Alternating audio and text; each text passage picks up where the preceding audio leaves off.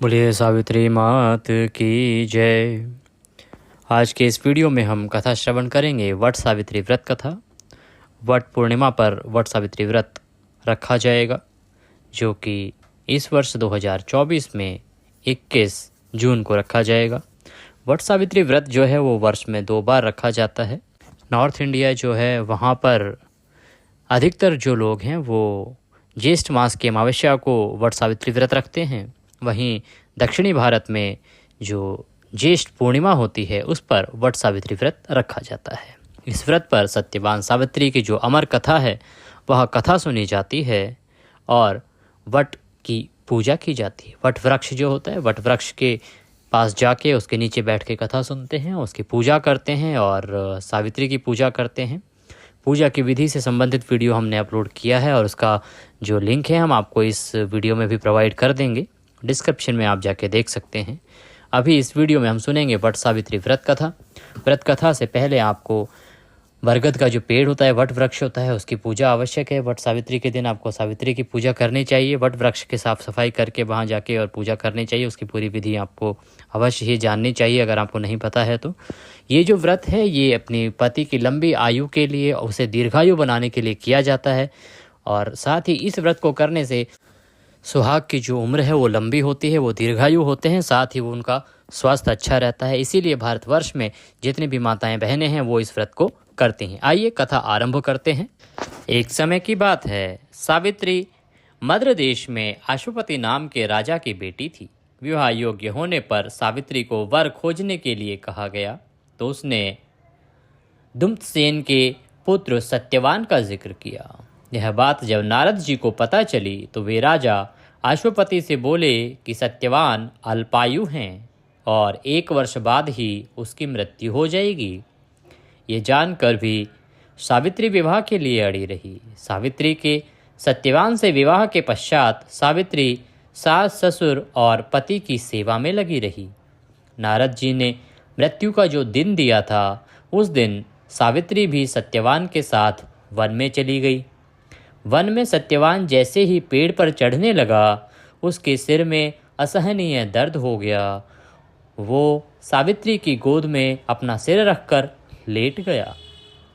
कुछ देर बाद सावित्री ने देखा यमराज के अनेक दूतों के साथ वहाँ यमराज पहुँचे और वे सत्यवान के अंगु प्रमाण जीव को लेकर दक्षिण दिशा की ओर चल दिए।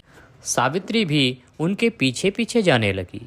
सावित्री को अपने पीछे आते देख यमराज ने कहा, हे पति परायणे, जहाँ तक मनुष्य साथ दे सकता है तुमने अपने पति का साथ दे दिया, अब तुम लौट जाओ।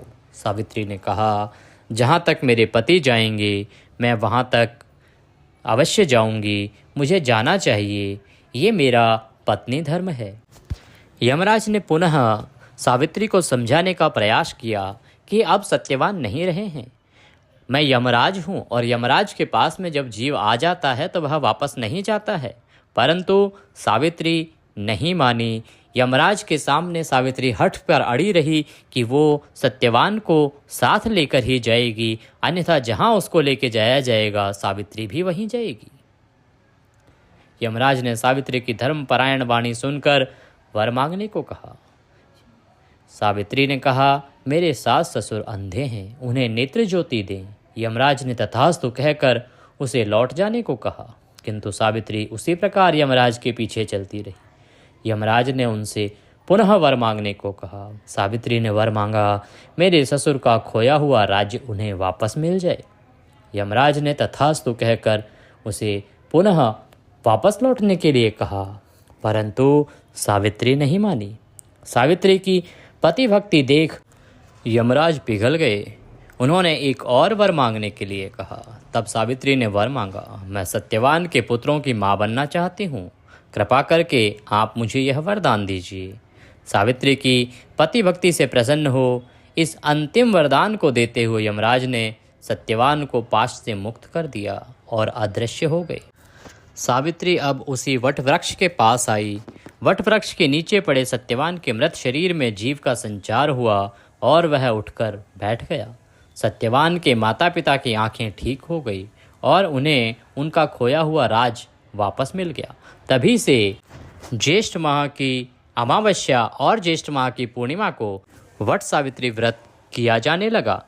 इस व्रत को जो कोई महिला करती है, वट वृक्ष की पूजा करती है, उसके पति की आयु लंबी होती है, वह निरोगी जीवन जीता है।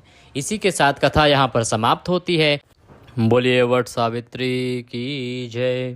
वीडियो के कमेंट बॉक्स में जय वट सावित्री लिखना ना भूलें, इससे अवश्य ही आपका व्रत सफल होगा। आपके पति की आयु लंबी होगी, वो दीर्घायु होंगे और उनका जीवन स्वस्थ रहेगा, वो बीमारियों से दूर रहेंगे। वीडियो को लाइक करना ना भूलें और चैनल पर नए हैं तो चैनल को सब्सक्राइब अवश्य कर लें, ताकि आपको समय समय पर कथाएं, व्रत और त्यौहार की जानकारी मिलती रहे।